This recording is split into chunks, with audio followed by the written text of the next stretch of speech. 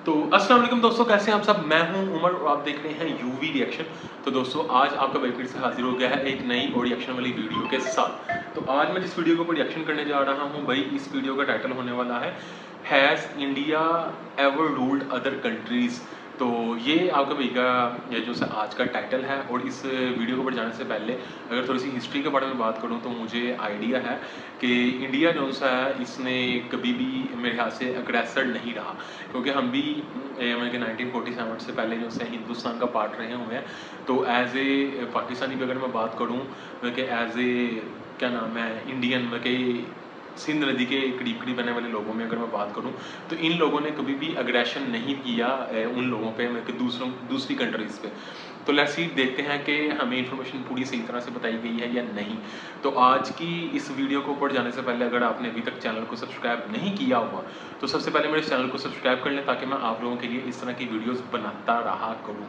और सब्सक्राइब करना बहुत ज़रूरी है यार। इवन कि यकीन करो कि ऑलमोस्ट 97% लोग हैं जो चैनल को सब्सक्राइब नहीं करते।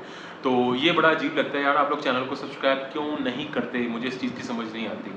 काइंडली मेरे चैनल को सब्सक्राइब कर लिया करो, ताकि मैं आप लोगों के लिए इस तरह की मज़े मज़े की वीडियोस बनाता रहा करूं। और मुझे हिस्ट्री में भी जो है ना बड़ा इंटरेस्ट है, इसलिए मैं हिस्ट्री से रिलेटेड जो है वो वीडियोस के ऊपर रिएक्शन बनाता रहता हूं ऑन एंड ऑफ। अगर आपको अच्छे लगते हैं तो आप मुझे वो भी कमेंट्स के अंदर बता सकते हैं। तो चलिए टाइम को वेस्ट किए बगैर चलते हैं आज की सेक्शन की तरफ। तो let's jump to the video और लेट्स स्टार्ट। दोस्तों आपने अक्सर सुना होगा कि अच्छा ब्रिटेन ने भारत समेत कई दूसरे देशों पर शासन किया था। इसके साथ ही ऐसे ही आपने ये भी सुना होगा कि जर्मनी, फ्रांस, पुर्तगाली, डच, जापान, रूस, अमेरिका, स्पेन, बेल्जियम और नीदरलैंड ने भी एशिया, अमेरिका और अफ्रीका के कई देशों को गुलाम बनाया और वहां पर अपना ऐसे ही है। शासन किया था। अगर आपको इससे और पीछे ले चलें तो वहां पर भी आप देखोगे कि किसी साम्राज्य का शासक दूसरे साम्राज्य पर अटैक करता था और उसे जीतकर अपने साम्राज्य में मिला लिया करता था। ऐसे जिसके ही है। बाद जीते हुए राज्य पर उसका अपना शासन हो जाता था। लेकिन क्या आपने कभी सुना है कि भारत ने भी किसी दूसरे राज्य या साम्राज्य नहीं पर सुना। हमला किया हो और उसे अपने हमला साम्राज्य सुना में है, मिला लिया हो? बल्कि मुझे लगता है शायद आपने एशियन नहीं सुना है, क्योंकि हमारे माइंड में रामायण की कहानी और भगवान राम का आदर्श दिखता है। हमने सुना है कि राम ने बाली को मारा, लेकिन वहां पर शासन नहीं किया, बल्कि बाली के भाई सुग्रीव को राजा बना दिया। ठीक ऐसे ही रावण को मारकर लंका पर तो विजय पा ली थी, लेकिन उसके ही भाई विभीषण को लंका का राजा बना दिया था। विभीषण। और इन्हीं सब कहानियों को हमें सुनकर यह बताया गया है कि भारत ने कभी भी किसी दूसरे देश पर आक्रमण नहीं किया, और अगर ऐसे ही किया है। तो जीतने के बावजूद भी उस बल्कि पर सब शासन नहीं कॉन्टिनेंट के किया। जो लोग हैं, अगर हम ब्रिटेन, फ्रांस कॉन्टिनेंट के या जो दूसरे बादशाह हैं। यूरोपीय साम्राज्यवादी देशों से तुलना करेंगे तो यह बात सही भी है कि भारत ने इन देशों की तरह दूसरे पर अपने शासन को इम्पोज नहीं किया है। लेकिन सच ये भी है कि इतिहास के किसी न किसी पन्ने पर हमें उन राजाओं का जिक्र मिल ही जाएगा जिसने कभी न कभी अपने शासनकाल में दूसरे राज्य पर अटैक किया और वहां पर अपना शासन भी किया।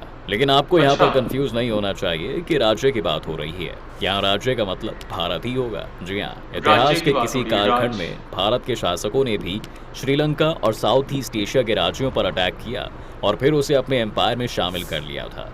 दोस्तों अच्छा। आज मैं आपको दक्षिण भारत के चोल वंश की कहानी बताने वाला हूँ, जिसके चोल। शासकों ने भारत के ही बड़े हिस्सों पर नहीं बल्कि श्रीलंका, सुमात्रा और मालदीव पर शासन किया था। सबसे अच्छा। पहले आपको बताते हैं कि चोल वंश के शुरुआत की कहानी के बारे में। चोल दक्षिण भारत का एक बहुत ही शक्तिशाली वंश था। इसके राजाओं ने 9वीं शताब्दी से लेकर 13वीं शताब्दी के बीच एक शक्तिशाली हिंदू साम्राज्य का निर्माण किया था और भारत के साथ साथ दूसरे देशों पर शासन भी किया।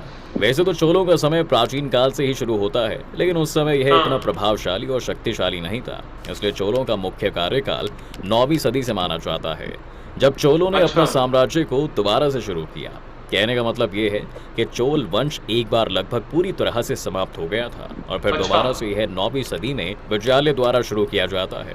दोस्तों विजयालय दक्षिण के ही साम्राज्य पल्लव वंश के अधीन में आने वाले एक छोटे से राज्य उरैयूर प्रदेश का शासक था।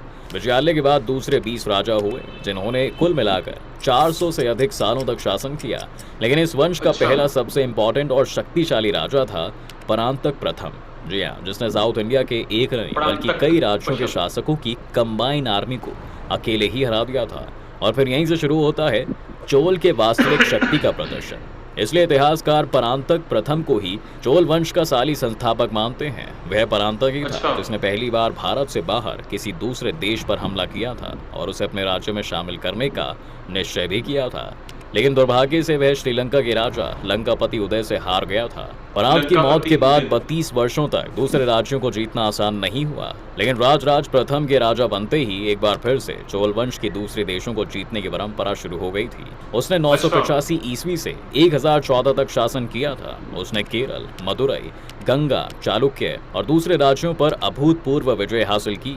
इन सभी जीत के कारण उसका शौर्य और पराक्रम बढ़ता ही चला गया और फिर उसने अटैक किया श्रीलंका पर। राजराज ने एक विशाल और शक्तिशाली नेवी का गठन किया था। इतिहासकार कहते हैं दोस्तों कि राजराज की नेवी उस समय दुनिया की सबसे बेहतरीन नेवी थी, जिसे जीतना किसी के बस में नहीं था। उसी उत्साह में उसने श्रीलंका पर अटैक कर दिया था और इसके उत्तरी भाग को जीतकर अपने साम्राज्य में मिला लिया था। इसके साथ ही उसने मालदीव पर भी आक्रमण किया और उसके कुछ हिस्से को जीतकर अपने साम्राज्य में शामिल कर लिया। दोस्तों, मालदीव एक आइलैंड देश है। आप इंडियन ओशियन में श्रीलंका के नीचे जब जाएंगे तो इस मैप पर आपको मालदीव दिख जाएगा, जो कि छोटे छोटे कई आइलैंड से मिलकर बना है। जिस वक्त चोल सम्राट राजाराज ने श्रीलंका पर चढ़ाई की थी, कहा जाता है दोस्तों कि उस वक्त उत्तरी श्रीलंका का शासक महिंदा सिक्स्थ हुआ करता था। साल था 993 और उत्तरी श्रीलंका का एक साम्राज्य था अनुराधापुरा और उसी का राजा था महिंदा। लेकिन उस वक्त महिंदा के खिलाफ अनुराधापुरा की जनता ने विद्रोह कर दिया था और इसी का फायदा उठाकर राजराज ने अनुराधापुरा पर आक्रमण कर दिया था। चोल सैनिकों ने पूरे अनुराधापुरा को लूट लिया था। इस जीत के बाद चोल के एक अधिकारी तल्ली कुमारन ने श्रीलंका के मन्नार में एक भव्य शिव मंदिर बनवाया और उस मंदिर का नाम रखा राजराजेश्वरा और साथ ही उस पूरे शहर का नाम बदलकर राजराजपुरा रखवा दिया गया। आज भारत के कई शहरों, सड़कों और स्टेशनों का नाम बदला जा रहा है, जिसे लेकर कुछ लोग विरोध भी करते हैं, लेकिन शहरों के नाम बदलना तो हमारे इतिहास में ही है। जी हाँ दोस्तों, राजराज की मौत के बाद उसका बेटा राजेंद्र चोल गद्दी पर बैठता है। वह 1014 से 1044 के बीच चोल सम्राट रहा। राजेंद्र चोल के चोल वंश का सबसे शक्तिशाली सम्राट कहा जाता है। इसे गंगईकोंडा चोल के नाम से भी जाना जाता है, जिसका मतलब होता है गंगा के राज्यों को जीतने वाला। राजेंद्र चोल ने उत्तर भारत के गंगा क्षेत्र में आने वाले कई राज्यों को जीतकर अपने साम्राज्य में शामिल किया था और इसलिए उसे गंगईकोंडा का टाइटल भी दिया गया था। राजेंद्र अपने पिता राजराज से कई गुना ज्यादा महत्वाकांक्षी था। उसने अपने 30 सालों के शासन में भारत के कई राज्यों को जीतने के साथ साथ पूरा श्रीलंका, मालदीव और इंडोनेशिया के सुमात्रा राज्य को भी जीत लिया था। वहीं बंगाल की खाड़ी को इसने अपने पूरे कंट्रोल में ले लिया था, इसलिए बे ऑफ बंगाल को चोल झील बोला जाने लगा था। राजेंद्र का सपना था दोस्तों कि पूरी दुनिया में वह एक छत्र राज करे। जी हाँ, श्रीलंका पर उसने जो अटैक किया था वहां उसके सैनिकों ने खूब उत्पात मचाया। श्रीलंका के राजा सहित उनकी रानी और बेटों को बंदी बना लिया गया। चोलों ने पूरे श्रीलंका को कंगाल बना दिया और फिर राजा को बंदी बनाकर लौट आए। श्रीलंका का वह शासक लंबे वर्षों तक भारत की जेल में चोलों के अधीन बंद रहता और फिर 1029 में जेल के अंदर ही उसकी मौत हो गई थी।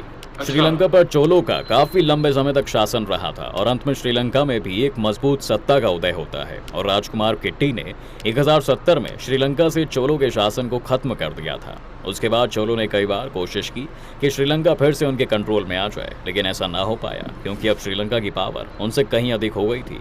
तो यह अगर कहा जाए कि भारत के शासकों ने श्रीलंका को 993 से 1070 तक गुलाम बनाकर रखा था तो कोई गलत नहीं होगा। दोस्तों, जैसा कि हमने आपको पहले ही बताया था कि चोलों ने आज के इंडोनेशिया तक अपने साम्राज्य का विस्तार किया था, तो अब उसके बारे में भी थोड़ा सा जान लेते हैं। दरअसल चोलों की नेवी बहुत शक्तिशाली बन चुकी थी। 1025 में चोला सम्राट राजेंद्र ने सुमात्रा, जो कि आज इंडोनेशिया का एक बड़ा आइलैंड है, वहां पर अपनी नेवी लेकर पहुंच गए। सुमात्रा पर उस समय श्री विजया साम्राज्य था, जो कि एक बुद्धिस्ट थे। श्री विजय एम्पायर पर हमला करना भारत के इतिहास में सबसे बड़ा इवेंट माना जाता है, क्योंकि इससे पहले और उसके बाद भारत ने साउथ ईस्ट से हमेशा दोस्ताना रिलेशन मेंटेन किया है। राजेंद्र चोल के आक्रमण से श्री विजय साम्राज्य में शैलेंद्र वंश का अंत हो जाता है।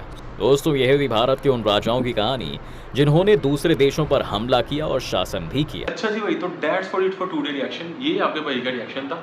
आपको ये रिएक्शन कैसा लगा आप मुझे कमेंट्स में बता सकते हैं। अगर आपको इस तरह की इन्फॉर्मेटिव वीडियोस देखना पसंद है तो भी मुझे कमेंट्स के अंदर बता दीजिएगा, ताकि मैं आप लोगों के लिए इस तरह की वीडियोस बनाता रहा करूँ। मुझे फर्स्ट टाइम पता चला कि चोल डायनेस्टी जो सी है उन्होंने ऑलमोस्ट 77 साल तक जो सा है वो इंडोनेशिया के कुछ हिस्से में मतलब सुमात्रा पे, उसके बाद में जो सा है वो श्रीलंका में, और उसके बाद मालदीव्स, इन 3 जो सी कंट्रीज़ हैं इनको अपने अधीन रखा।